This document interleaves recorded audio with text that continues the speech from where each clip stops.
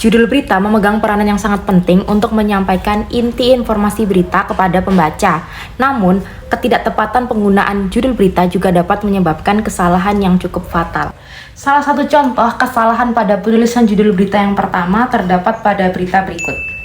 Sekilas, judul berita ini terdengar seperti seluruh warga Jawa Barat sempat dinyatakan meninggal, lalu kemudian hidup lagi, lalu meninggal lagi. Tentu ini menuai beragam respon dari warganet. Nah, ternyata kesalahannya terdapat pada frasa warga Jawa Barat, yang mana ini terlalu umum dan terlalu luas cakupannya, sehingga dapat disalahartikan sebagai seluruh warga Jawa Barat. Nah, agar lebih jelas dan tidak misinformasi lagi, kita dapat mengubah judul berita yang tadi menjadi seperti ini. Pernahkah kalian membaca judul berita yang membingungkan? Contohnya seperti ini. Sekilas terlihat biasa, tapi coba kalian lihat judul berita tersebut cukup absurd atau tidak jelas. Truk adalah benda mati, tetapi di judul berita, truk dinyatakan meninggal atau tewas. Judul berita tadi akan jauh menjadi lebih jelas jika beritanya ditulis seperti supir tewas, truk rusak parah. Dalam penulisan berita, kurangnya tanda baca atau pemilihan kata yang kurang tepat mampu mengubah seluruh makna. Penggunaan kalimat yang salah dalam berita ini memberikan dampak yang cukup signifikan dalam sebuah berita. Beritanya itu seperti ini. Seharusnya penulisannya yang benar yaitu Megawati, bukan Megatron. Karena untuk penggunaan kata Megatron sendiri ini dapat disalahartikan oleh masyarakat sendiri. Baik, agar beritanya dapat dimengerti oleh semua kalangan, maka kita harus merubah beritanya menjadi seperti ini. Nah, coba perhatikan judul ini. Ditawarin 100 miliar untuk kembali ke Kristen. Ada yang ngerasa janggal nggak sih? Ya, di sini ada beberapa kesalahan berbahasa. Yang pertama, kata ditawarin adalah bentuk tidak baku dari kata ditawari.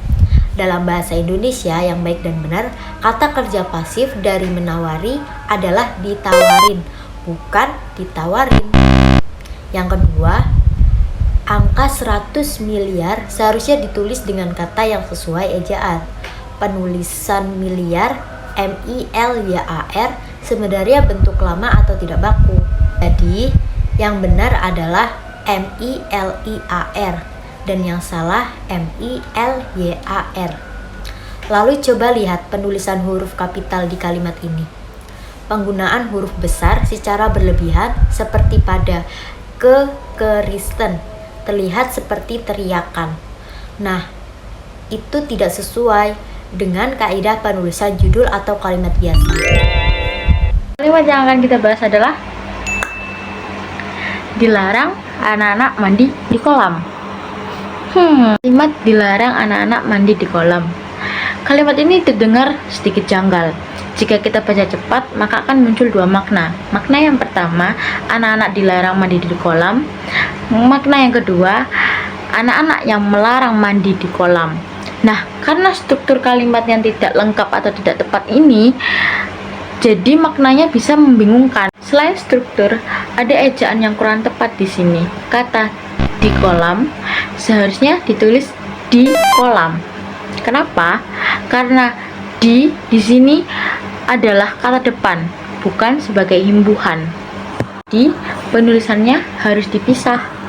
Kalimat yang lebih tepat dan jelas seharusnya anak-anak dilarang mandi di kolam. Dengan susunan ini sudah jelas maknanya bahwa anak-anak tidak diperbolehkan untuk mandi di kolam. Nah, itu dia pembahasan singkat kita hari ini tentang penggunaan bahasa yang tepat pada judul berita. Ternyata hal kecil seperti urutan kata dan ejaan itu sangat mempengaruhi makna ya. Terima kasih sudah menyimak, sampai jumpa.